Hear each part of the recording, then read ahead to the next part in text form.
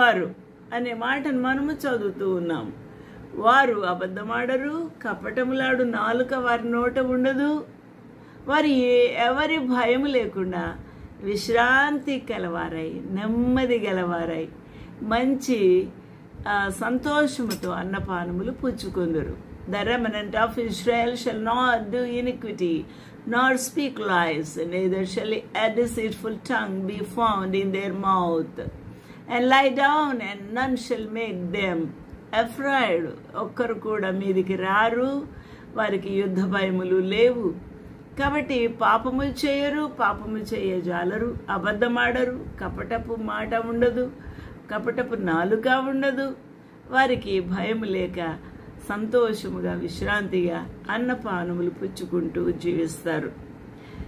జెఫన్యా గ్రంథము 3:14 మనం చూస్తున్నాము. సియోను నివాసులారా,